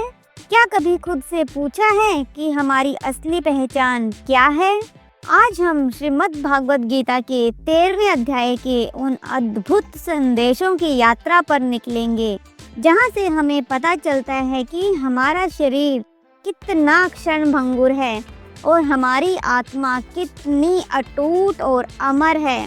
तो तैयार हो जाइए इन 20 ज्ञान सूत्रों को अपने जीवन के हर पहलू में अपनाने के लिए, जो आपकी लाइफ में एक नई रोशनी भर देंगे। हम केवल एक शरीर नहीं हैं, बल्कि हमारे अंदर एक दिव्य चेतना यानी कि हमारी आत्मा है, जो अमर और अनंत है। जब हमें ये समझ आ जाता है तो हमारे जीवन की काफ़ी उलझनें काफ़ी हद तक कम हो जाती हैं। हमारा शरीर एक क्षेत्र है और आत्मा क्षेत्रज्ञ। ये दो अलग अलग तत्व हैं। हमारा शरीर प्रकृति से बना है, जबकि आत्मा परम चेतना का अंश है। सिर्फ किताबों का ज्ञान पर्याप्त नहीं है, हमें खुद को जानना यानी कि आत्म बोध भी असली ज्ञान है। ये ज्ञान हमें अपने जीवन के हर उद्देश्य का एहसास कराता है। अहंकार त्याग कर हमें नम्र और सरल बनकर सच्चे ज्ञान की ओर बढ़ना चाहिए, क्योंकि ये गुण इंसान के अंदर शांति और संतोष को जन्म देता है। मन और इंद्रियों को वश में रखना सीखें। इससे हम सही गलत में भेद कर पाएंगे और बेकार की इच्छाओं से मुक्त हो जाएंगे। जब हम किसी भी वस्तु या व्यक्ति से जरूरत से ज़्यादा प्रेम करते हैं तो हमारे जीवन में दुख और तनाव बढ़ने लगता है। इसीलिए संतुलित दृष्टि को अपनाकर हमें इस मोह माया से बचना चाहिए। आत्म ज्ञान के मार्ग पर एक सच्चे गुरु का साथ भी बेहद जरूरी होता है, क्योंकि वो हमें सही दिशा दिखाते हैं और मन में उठने वाले सवालों का समाधान कर देते हैं। ईश्वर या परम चेतना के प्रति प्रेम और समर्पण हमें आंतरिक शक्ति देता है और शांति देता है। इससे जीवन की चुनौतियां बहुत हल्की फील होती हैं। हर प्राणी में एक ही चेतना है, इसीलिए सबके लिए समान भाव रखना चाहिए।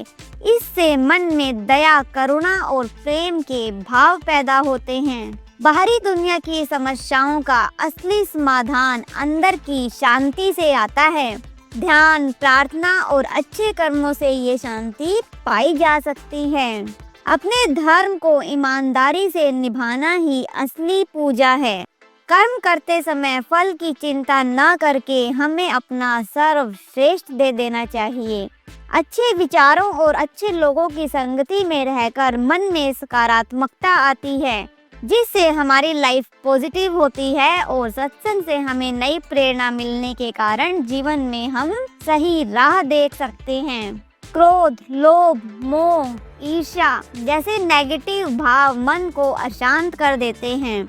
अपने विचारों को लगातार चेक करते रहिए और पॉजिटिव सोच को डेवलप करते रहिए। मैं ही सब कुछ हूँ, ऐसे अहंकार से मन में द्वेष और असंतोष बढ़ता है। जब हम ईश्वर या प्रकृति की महत्वता को समझ जाते हैं तो अहंकार अपने आप नष्ट होने लगता है। शरीर प्रकृति का हिस्सा है और प्रकृति का ध्यान रखना हमारा दायित्व है। प्रकृति के प्रति अपना दायित्व निभाने से लाइफ में संतुलन और सुख का अनुभव होता है। त्याग का अर्थ सिर्फ वस्तुओं का त्याग नहीं बल्कि नकारात्मक सोच और स्वार्थ को छोड़ना भी है, जिससे मन हल्का होगा और खुशी और भी गहरी होती चली जाएगी। सिर्फ ज्ञान होना ही काफी नहीं, उसे जीवन में लागू करना भी बहुत जरूरी है। इससे हमारा बिहेवियर इम्प्रूव होता है और सोसाइटी में पॉजिटिव चेंजेस आते हैं। हर कण कण में ईश्वर का अंश है, चाहे वो इंसान हो, एनिमल हो या तो फिर नेचर हो। जब ये भावना गहरी होती चली जाएगी तो हम सभी की रिस्पेक्ट करेंगे। ये मानव जन्म आत्मबोध के लिए सबसे अनुकूल माना गया है। इसे हमें व्यर्थ न गवाकर ज्ञान और सेवा में लगाना चाहिए। सारे प्रयासों का सार ये है कि हम स्वयं को और अपनी आत्मा को पहचान सकें। जब हमें आत्मबोध हो जाएगा तब ही सच्ची मुक्ति और स्थायी आनंद मिल सकेगा। शरीर सत्व, रज और तम गुणों से प्रभावित होता है, लेकिन आत्मा इनसे मुक्त रहती है। जो व्यक्ति अपने क्षेत्र और क्षेत्रज्ञ के भेद को जान लेता है वो सच्चे ज्ञान को प्राप्त होता है। इन 20 ज्ञान सूत्रों के साथ आप अपने जीवन में गहराई से आत्मा की शक्ति और शरीर की क्षण भंगुरता को इजीली समझ पाएंगे। याद रखें, असली मुक्ति तभी मिलेगी जब हम अपने अंदर की आत्मा का बोध कर लेंगे। क्या आपने कभी फील किया कि आपका माइंड कभी शांत नहीं रहता? कभी आप खुशी, कभी शांति और कभी बेचैनी और गुस्से से भर जाते हैं। आखिर ऐसा क्यों होता है? भगवद गीता के 14वें अध्याय में इस सीक्रेट को उजागर किया गया है कि हमारा जीवन 3 पावरफुल गुणों से बना हुआ है। ये तीनों ही गुण तय करते हैं कि आप सुखी रहेंगे या दुखी, सफल होंगे या असफल।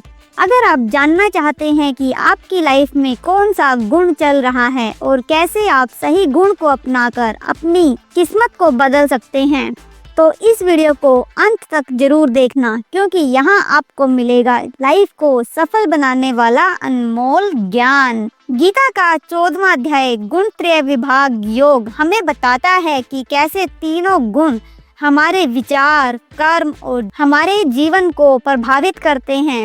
अगर हम इन्हें समझ लें तो हम अपने भाग्य को खुद बना सकते हैं। आइए जानते हैं इस अध्याय की कुछ महत्वपूर्ण और प्रेरणादायक बातें। सबसे पहले देखते हैं कि गीता के अकॉर्डिंग गुण कितने प्रकार के होते हैं। गीता के अकॉर्डिंग पूरे संसार को 3 गुणों में बांटा गया है, सत्व, रज और तम। सत्व गुण शुद्धता, ज्ञान और शांति का गुण होता है। रजोगुण इच्छा, भोग और संघर्ष का गुण होता है, जबकि तमोगुण आलस्य, अज्ञान और जड़ता का गुण होता है। ये तीनों ही गुण हमारे विचार, कर्म और नेचर को कंट्रोल कर सकते हैं। अब देखते हैं कि कैसे पहचान सकते हैं कि कौन सा गुण हम पर हावी है। सबसे पहले देखते हैं सत्व गुण की पहचान। इसमें हमारा मन शांत और स्थिर रहता है। आत्मज्ञान, ध्यान और अच्छे विचारों की ओर हमारा इंटरेस्ट ज्यादा होता है। हम एक सरल लाइफ, शुद्ध भोजन और करुणामयी जिंदगी जीते हैं। सेवा और परोपकार करने की नेचर हमारे अंदर होती है। अब देखते हैं रजोगुण की पहचान। यहाँ पर इच्छाओं का ज़्यादा से ज़्यादा असर होता है। हर चीज़ पाने की इच्छा हमारे अंदर होती है। मेहनत और संघर्ष तो होता है, लेकिन फिर भी हम बेचैन रहते हैं। लोभ, लालच, कंपटीशन और नाम काम की भूख हमारे अंदर हमेशा रहती है। हम हमेशा बिजी रहते हैं लेकिन कभी भी सेटिस्फाइड नहीं होते। अब चलते हैं तमोगुण की पहचान की तरफ। यहाँ पर आलस्य, सुस्ती और अज्ञानता का प्रभाव ज्यादा होता है। गुस्सा, डर और लापरवाही का नेचर हमारा बन जाता है। अनुशासनता की कमी होती है और नेगेटिविटी से हमारी लाइफ भरी रहती है। हम ज़्यादा से ज़्यादा बुरी आदतों में लिप्त रहते हैं। अब जानते हैं इन तीनों गुणों का इफेक्ट हमारी लाइफ पर क्या होता है। सत्व गुण का प्रभाव होता है कि व्यक्ति आत्मज्ञान और मोक्ष के करीब चला जाता है। मन में सुकून और खुशी बनी रहती है और उसे उच्च लोकों में जाने का अवसर मिलता है। रजोगुण के प्रभाव से व्यक्ति जीवन में खूब मेहनत करता है लेकिन फिर भी सुखी नहीं रह पाता। इच्छाएं उनकी कभी खत्म नहीं होती और व्यक्ति जन्म मरण के चक्र में फंस जाता है।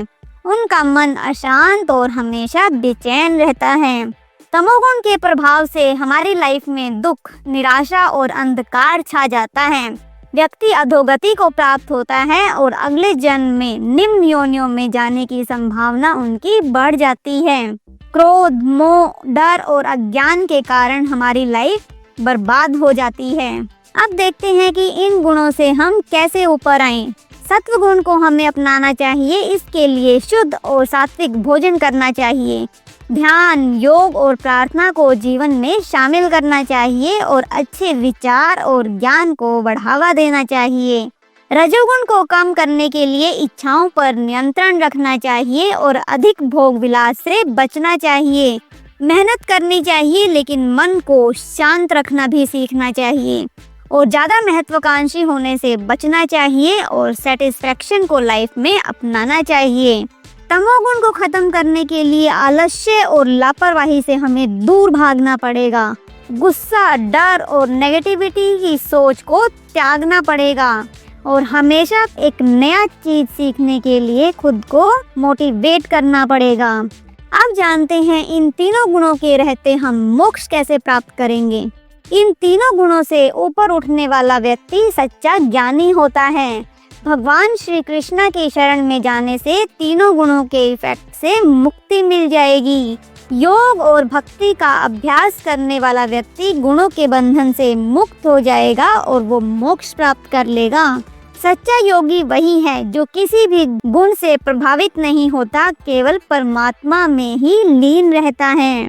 तो दोस्तों, अब ये आपके हाथ में है कि आप अपना जीवन किस दिशा में लेकर जाना चाहते हैं। सत्व गुण अपनाएं और ज्ञान, शांति और मोक्ष की तरफ चलें। रजोगुण को बैलेंस करके इच्छाओं के जाल में फंसने से बचें और तमोगुण से बचने के लिए आलस्य और नेगेटिविटी को दूर करें। क्या आप जानते हैं कि ये पूरी दुनिया एक उल्टा पेड़ है? जी हाँ, ये कोई सीक्रेट नहीं, श्रीमद् भागवत गीता के 15वें अध्याय की शुरुआत है। एक ऐसा अध्याय जो हमें आत्मा, संसार और भगवान के सर्वोच्च रूप की पहचान करवाता है। अगर आप अपने जीवन का असली मकसद समझना चाहते हैं तो ये वीडियो आपके लिए है। ये वीडियो आपके सोचने का तरीका बदल सकती है। तो चलिए इस आध्यात्मिक यात्रा की शुरुआत करते हैं श्री कृष्ण की वाणी से। श्री कृष्ण भगवान कहते हैं कि ये संसार एक उल्टे पीपल के पेड़ के समान है, जिसकी जड़ें तो ऊपर हैं यानी कि परमात्मा, उसकी शाखाएं नीचे यानी कि संसार में हैं। इससे हम ये सीख सकते हैं कि ये संसार एक अस्थायी चीज है जिसका असली आधार सिर्फ और सिर्फ भगवान है। लोग इस संसार के माया जाल में फंसकर इसके पीछे भागते हैं, लेकिन जब तक हम इस माया में उलझे रहेंगे तब तक हम असली सच को नहीं जान पाएंगे। इस संसार रूपी पेड़ को हम सिर्फ और सिर्फ वैराग्य की तलवार से काट सकते हैं। आध्यात्मिक उन्नति के लिए हमें मोह माया से ऊपर उठना ही होगा। सच्चे साधक वही हैं जो परम धाम की तलाश करते हैं और जहां से लौटकर कोई भी नहीं आता। लक्ष्य हमारा सिर्फ और सिर्फ भगवान तक पहुंचना ही होना चाहिए। जो लोग झूठा अहंकार छोड़ देते हैं और सच्चे दिल से भगवान को अपना लेते हैं, सिर्फ और सिर्फ वही मुक्ति पाते हैं। अर्थात विनम्रता ही मुक्ति का सच्चा रास्ता होता है। भगवान का ये धाम सूर्य, चंद्रमा और अग्नि जैसी चीजों से प्रकाशित नहीं होता, अपितु वो स्वयं प्रकाशमय होता है। यानी कि भगवान का जो धाम है वो दिव्य और अलौकिक है। हर जीव में भगवान का अंश है, वही आत्मा है। हर प्राणी में भगवान का अंश होता है, इसीलिए हमें सबको रिस्पेक्ट देनी चाहिए। जैसे हवा गंध को अपने साथ बहा कर ले जाती है, वैसे ही आत्मा एक शरीर से दूसरे शरीर में प्रवेश कर जाती है। यानी कि हमारा शरीर नाशवान है और हमारी आत्मा अमर है। आत्मा हमारी इंद्रियों यानी कि आँख, कान और मन के माध्यम से अनुभव कर सकती है। यानी जो हम अनुभव करते हैं उसका मूल स्रोत आत्मा तक जरूर जाता है। मूर्ख लोग आत्मा की इस लीला को पहचान नहीं पाते, क्योंकि सिर्फ ज्ञान ही आत्मा की पहचान करवा सकता है। बुद्धिमान व्यक्ति आत्मा के रहस्य को समझ जाते हैं, इसीलिए आत्मज्ञान से ही जीवन का असली उद्देश्य स्पष्ट होता है। सूर्य, चंद्रमा, अग्नि सब की शक्ति भगवान से आती है, यानी सच्चा प्रकाश तो भगवान ही है। भगवान ही पृथ्वी में प्रवेश करके अन्न को पोषण देते हैं, यानी कि भगवान हर कण में है और वो हमारे पालनहार हैं। भगवान अग्नि रूप होकर भोजन को पकाते हैं, जिससे हमारा शरीर भोजन को डाइजेस्ट करता है और हमारा शरीर भगवान की कृपा से ही चलता है। भगवान वेदों के मूल ज्ञाता भी हैं। सच्चा ज्ञान वही होता है जो भगवान तक हमें पहुंचा देता है। इस संसार में दो तरह के पुरुष होते हैं, एक क्षर और एक अक्षर, यानी कि नाशवान और अविनाशी। इंसान शरीर से नाशवान है, लेकिन आत्मा अक्षर है। पर भगवान इन दोनों से ही परे हैं, इसीलिए उन्हें पुरुषोत्तम कहा जाता है। इसीलिए भगवान को ही अपने जीवन का केंद्र बनाओ। भगवान तीनों लोकों में पूजनीय हैं और वो सर्वोच्च हैं, इसीलिए हमें उनकी भक्ति करनी चाहिए। जो भगवान को उनकी सच्ची महिमा से जानता है वो सबसे बड़ा ज्ञानी होता है। इसीलिए कहा गया है कि परम ज्ञान वही है जो पुरुषोत्तम भगवान को जानता है। ये पुरुषोत्तम योग का रहस्य जो इसे समझ जाता है वो बुद्धिमान और पुण्यात्मा होती है। गीता का ये अध्याय हमारे जीवन की दिशा बदल सकता है। तो दोस्तों, श्रीमद् भागवत गीता का 15वां अध्याय हमें ये सिखाता है कि हम केवल एक शरीर नहीं बल्कि आत्मा हैं, जो भगवान का ही अंश है। ये जीवन एक यात्रा है, सिर्फ परमात्मा तक पहुंचने की यात्रा।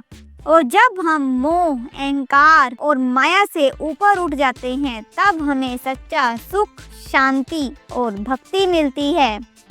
जय श्री कृष्ण भक्तों, आज का दिन केवल ज्ञान का नहीं बल्कि आत्मचिंतन का दिन है, क्योंकि आज हम जानेंगे कि क्या हम सच में प्रभु के रास्ते पर जा रहे हैं या कहीं हम मोह, अहंकार और क्रोध की ओर तो नहीं जा रहे। श्रीमद् भागवत गीता का 16वां अध्याय हमारी आत्मा को जगाने आया है। क्या आप जानते हैं कि हमारे अंदर दो शक्तियां हमेशा लड़ रही हैं? एक हमें भगवान के पास लेकर जाना चाहती है तो दूसरी हमें पतन की ओर खींच रही है। श्रीमद् भागवत गीता के 16वें अध्याय में खुद श्री कृष्ण ने बताया है कि कैसे दैवी और आसुरी शक्तियां हमारी जिंदगी की दिशा तय करती हैं। आइए जानते हैं वो 20 शक्तियां जो हमारे जीवन का भाग्य बदल सकती हैं। सबसे पहले हमें दैवी गुणों से युक्त व्यक्ति और आसुरी प्रवृत्ति के व्यक्ति में क्या अंतर है ये जानना होगा। दैवी स्वभाव वाला व्यक्ति हमेशा सच बोलने वाला, शांत चित्त, क्षमाशील, करुणामयी, संयमी और दानशील होता है। ऐसा व्यक्ति अपने कर्मों से दूसरों का हमेशा भला ही करता है और परमात्मा की भक्ति में लीन रहता है। जबकि जो आसुरी प्रवृत्ति वाला व्यक्ति होता है वो अहंकारी, क्रोधी, कपटी और हिंसक होता है। उन्हें धर्म और अध्यात्म में कोई रुचि नहीं होती और वो केवल स्वार्थ और भौतिक सुखों की प्राप्ति में लगा रहता है। श्री कृष्ण कहते हैं कि जो जीव मात्र को दुख ना दे, सत्य बोले और इंद्रियों को वश में रखे, यानी कि जो व्यक्ति अपने जीवन में सिर्फ और सिर्फ अहिंसा को अपनाए, सच बोले, वो लास्ट में ईश्वर के समीप पहुंच ही जाता है। अहंकार आत्मा को अंधकार की ओर ले जाता है, क्योंकि अहंकार नाश का कारण है। सच्चा ज्ञान विनम्रता में है, ना कि दिखावे में। जो व्यक्ति दूसरों की गलती को क्षमा कर सकता है, वो विनम्रता से व्यवहार कर सकता है, वही सच्चे दैवी गुणों वाला व्यक्ति कहलाता है। आसुरी प्रवृत्ति वाले लोग शास्त्रों का उपहास उड़ाते हैं, वो धर्म को झूठा मानते हैं और हमेशा अपने अहंकार में जीते हैं, जिससे उनका पतन निश्चित है। काम, क्रोध और लोभ, ये तीनों दुर्गुण व्यक्ति को अधर्म की ओर लेकर जाते हैं। श्री कृष्ण कहते हैं कि इनसे मुक्ति पाने वाला ही अपनी आत्मा को उन्नति की दिशा में लेकर जा सकता है। जो शास्त्रों के नियमों को जीवन में जीता है, वही भवसागर को पार कर जाता है। जो व्यक्ति शास्त्रों के आदेशों को नहीं मानता, वो ना तो सुख प्राप्त करता है और ना ही मोक्ष। वो हमेशा भटकता रहता है और दुखी जीवन जीता है। जीवन में हर स्टेप हमें सोच समझ कर उठाना चाहिए। जो व्यक्ति विचारशील होता है, वही सही निर्णय ले पाता है और धर्म के मार्ग पर चलता रहता है। जो दूसरों की सेवा करता है, वही सच्चा भक्त है, क्योंकि दूसरों की भलाई करने से इंसान को अंदर से शांति और संतोष मिलता है। ये गुण दैवीय स्वभाव का प्रमुख लक्षण होता है। भगवान कहते हैं कि दैवी गुणों वाला व्यक्ति जन्म मरण के चक्र से मुक्त होकर परम पद को प्राप्त कर लेता है। जो व्यक्ति भोग विलास, संग्रह और दिखावे में डूबा रहता है, वो आध्यात्मिक रूप से खोखला हो जाता है और कभी भी संतोष नहीं पा पाता। सच्चा आत्मविश्वास विनम्रता से आता है। जो अपने गुणों पर घमंड नहीं करता, वही समाज में आदर पाता है, क्योंकि श्रद्धा में शक्ति है, लेकिन विनम्रता में प्रभु का वास है। श्रद्धा और विश्वास जीवन को दिशा देते हैं। जो व्यक्ति ईश्वर में विश्वास रखता है, वो हर कंडीशन में बैलेंस बनाकर चलता है, क्योंकि श्रद्धा से की गई साधना ईश्वर को शीघ्र प्राप्त करवा देती है। जो मनुष्य कभी भी संतुष्ट नहीं होता, वो सदा बेचैन रहता है, और जो संतुष्ट है, वो हमेशा शांत है। इसीलिए प्रभु को पाने के लिए मन को शांत करना अति आवश्यक है। ये भावनाएं जैसे क्रोध और द्वेष अंदर से इंसान को जला देती हैं। द्वेष और क्रोधी व्यक्ति कभी सुखी नहीं रह पाता, क्योंकि प्रेम ही प्रभु तक पहुंचने का मार्ग होता है। जो बिना स्वार्थ के सेवा करता है, जो दूसरों को नुकसान नहीं पहुंचाता, वही श्रेष्ठ मानव कहलाता है। निस्वार्थ सेवा प्रभु को अर्पित भोग के समान होती है। आसुरी व्यक्ति अपने कर्मों से नरक के भागी बनते हैं, क्योंकि ये झूठ, हिंसा और छल से भरे होते हैं। उनका अंत भी दुखद होता है, क्योंकि वो सिर्फ और सिर्फ अपने कर्मों का फल भोगते हैं। यानी कि अधर्मी व्यक्ति अपने ही कर्मों से बंध जाता है। यदि मन में शुभ विचार हो, हमारी वाणी मधुर हो और कर्म सेवा से भरपूर हो, तो व्यक्ति धर्म के मार्ग पर चल रहा है। यही सच्ची आराधना होती है।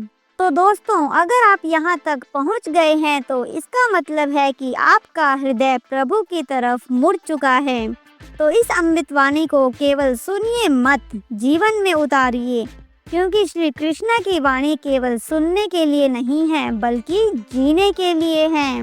क्योंकि दैवी गुणों को अपनाना मुश्किल नहीं है, बस रोज हमें थोड़ा थोड़ा प्रैक्टिस अपने विचार, बोल और कर्म को शुद्ध करना है।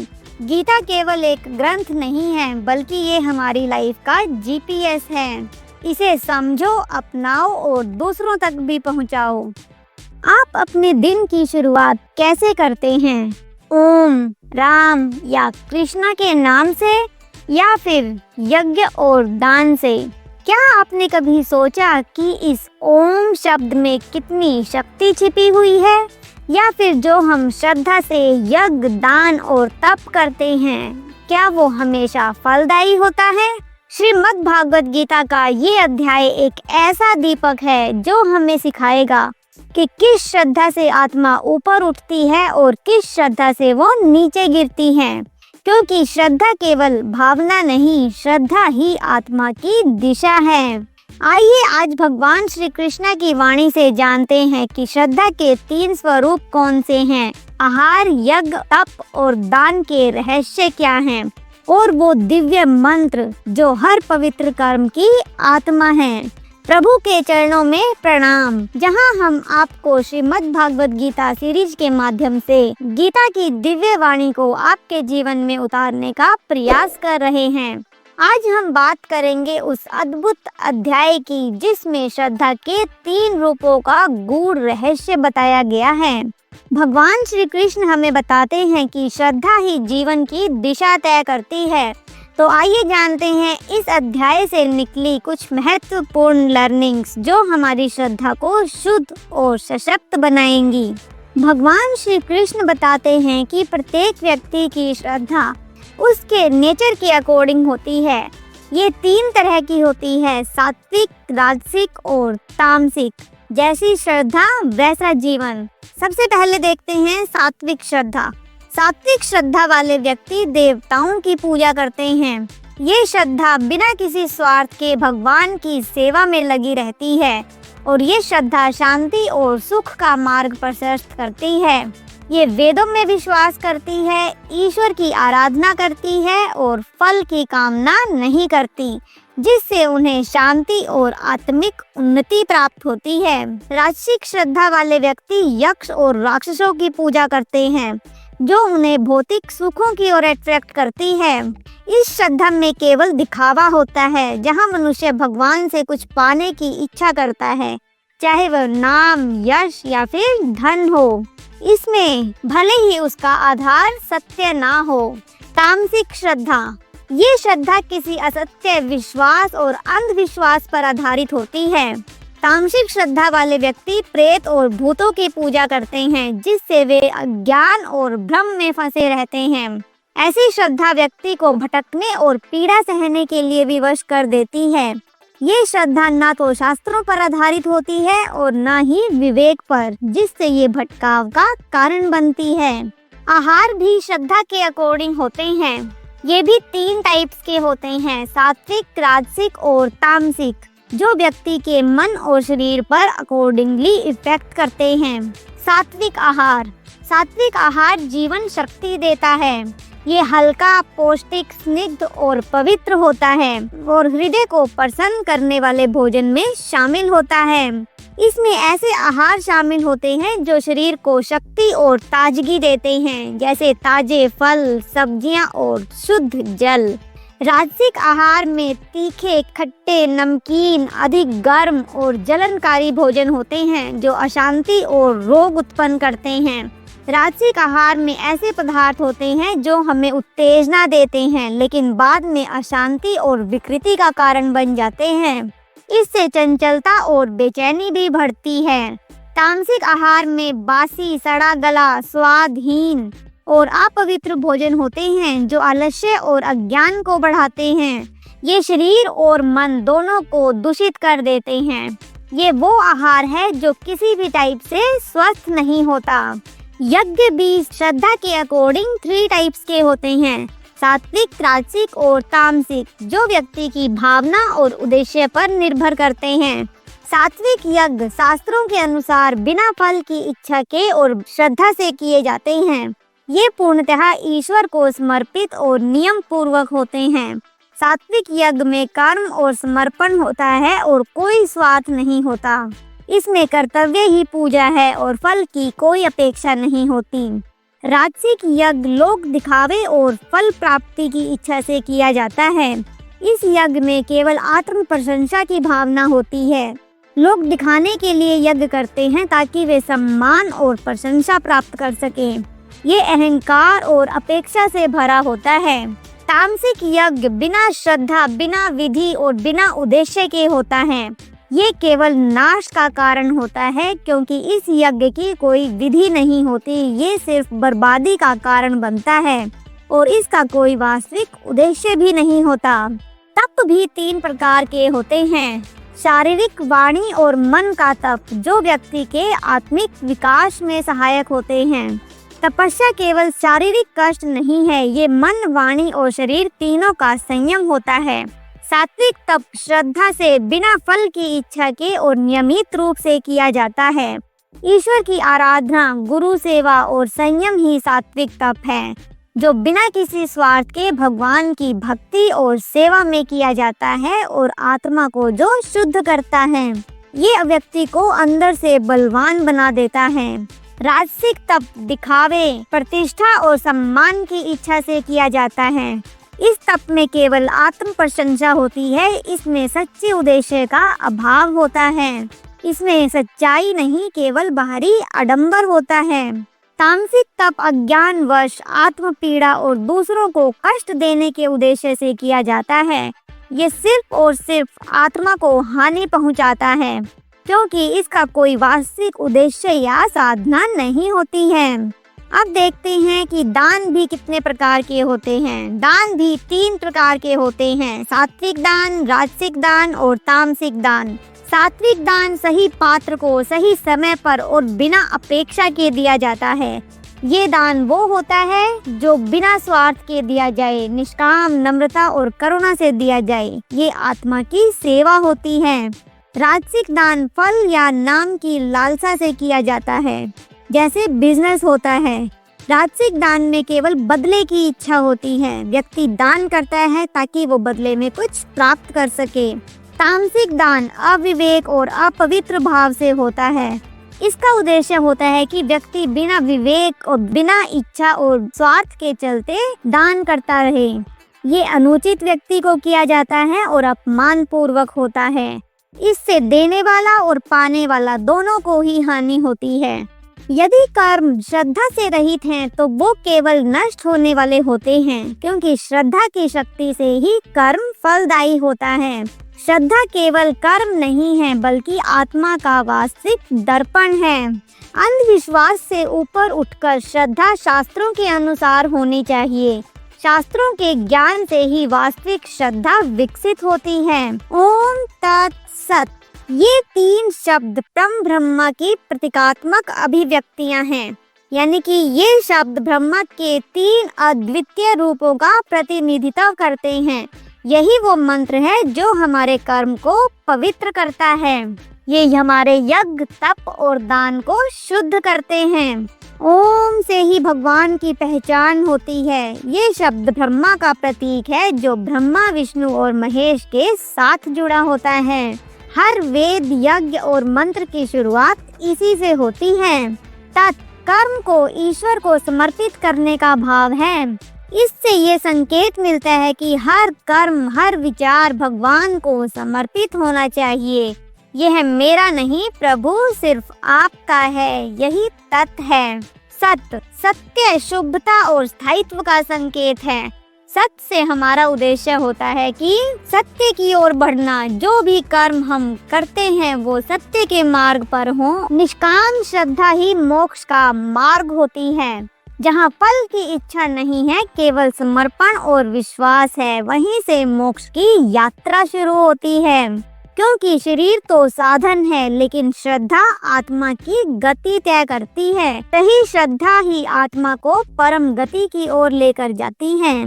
तो प्रिय कृष्ण भक्तों, अब ये आप पर है कि आप किस श्रद्धा को चुनते हैं, जो आत्मा को प्रकाश की ओर लेकर जाए या बस जो शरीर को तृप्त करे। भगवान श्री कृष्ण ने हमें विकल्प दे दिया। अब डिसीजन हमारा है। हम शास्त्रों की राह पर चले और श्रद्धा को शुद्ध करें और प्रभु के चरणों में अपने जीवन को अर्पित करें। ओम तत्सत। यही वो मंत्र है जो हमारी आत्मा को ब्रह्मा तक पहुंचाता है। अगर ये ज्ञान आपको छू गया है तो इसे आगे पहुंचाइए, क्योंकि किसी और की श्रद्धा भी शायद इस वीडियो से जाग जाए। ज्ञान बांटने से ही ब्रह्मा प्रसन्न होते हैं। ईश्वर से जुड़िए, श्रद्धा से जुड़िए और खुद से भी जुड़िए, फिर देखिए जीवन कितना दिव्य हो जाता है। कभी आपने सोचा है कि हम जीवन भर कर्म करते हैं, फिर भी हमें चैन नहीं मिलता? इतनी पूजा, इतना पाठ, उपवास, फिर भी शांति हमसे क्यों दूर है? क्यों हमारा मन बार बार उलझ जाता है? क्यों आत्मा थक जाती है? शायद क्योंकि हमने अभी तक केवल कर्म किया है, समर्पण नहीं। और आज हम सुनने जा रहे हैं वो अंतिम वाणी जो स्वयं श्री कृष्ण ने अर्जुन को युद्ध भूमि में दी थी। अंतिम संदेश, अंतिम समाधान और अंतिम मुक्ति, मोक्ष संन्यास योग, जहाँ हर शंका शांत हो जाती है और आत्मा को मिलती है उसकी असली पहचान। जीवन भर हम सीखते हैं कैसे कमाना है, कैसे जीतना है, कैसे बचाना है, लेकिन कोई हमें ये नहीं सिखाता कि कैसे छोड़ना है, कैसे समर्पण करना है और कैसे मुक्त होना है। श्रीमद् भागवत गीता का अंतिम अध्याय हमें यही सिखाता है। ये कोई साधारण उपदेश नहीं है, ये वो अमृत वाणी है जो भगवान श्री कृष्ण ने अर्जुन को युद्ध के अंतिम मोड़ पर दी थी, जहाँ युद्ध बाहर से कम और अपने अंदर से ज्यादा था, जहाँ प्रश्न केवल अस्त्र शस्त्र के नहीं थे बल्कि जीवन, आत्मा और परमात्मा के थे। ये अध्याय कहता है त्याग केवल वस्तुओं का नहीं, अहंकार का होना चाहिए। कर्म करो पर खुद को कर्ता कभी मत मानो, जियो लेकिन प्रभु के लिए। ये अध्याय हमें याद दिलाता है कि मोक्ष कहीं बाहर नहीं है, वो वहीं है जहाँ हम मैं को मिटाकर तुम को अपनाते हैं, जहाँ हम हर कर्म को प्रभु के चरणों में समर्पित कर देते हैं, जहाँ हम स्वीकार कर लेते हैं कि हे प्रभु मैं तो कुछ भी नहीं, सब कुछ तू ही है। इस अध्याय में श्री कृष्ण केवल अर्जुन से नहीं हम सब से कह रहे हैं, बेटा बस तू मेरी शरण में आ जा, सब कुछ छोड़ छाड़ कर सिर्फ मुझे थाम ले, मैं तुझे सब पापों से मुक्त कर दूंगा, तुझे मोक्ष दूंगा। ये अंतिम अध्याय एक दिव्य निमंत्रण है। जिन्हें सत्य की प्यास है, जिन्हें शांति की तलाश है और जिन्हें प्रभु की गोद में लौटना है, उनके लिए ये अध्याय एक दीपक के समान है। तो आज हम न केवल इस अध्याय को सुनें बल्कि अपने अंदर से स्वीकार करें कि मोक्ष कोई कल्पना नहीं बल्कि वो हर उस आत्मा की सच्चाई है जो भगवान के चरणों में गिर पड़ती है और कहती है कि प्रभु अब सब कुछ तुम्हारा है। तो आइए प्रभु श्री कृष्ण के चरणों में बैठें और सुने वो अमृत वाणी जो आत्मा को परम शांति की ओर लेकर जाती है। जैसे गंगा जी अंत में सागर से मिलती हैं, वैसे ही गीता के सारे योग इस एक अध्याय में एकाकार हो जाते हैं। जैसे हमारी ज्ञान, भक्ति, कर्म और त्याग सब कुछ। संन्यास का अर्थ है त्यागना और मोक्ष का अर्थ है पूर्ण स्वतंत्रता। प्रभु कहते हैं कि संन्यास कहीं बाहर नहीं है, वो हमारे अंदर है। जब मन में मैं और मेरा का त्याग होगा तब ही सच्चा मोक्ष मिलेगा। जहाँ व्यक्ति किसी से द्वेष नहीं करता और किसी से आसक्ति नहीं रखता, वही ब्रह्म स्वरूप होता है।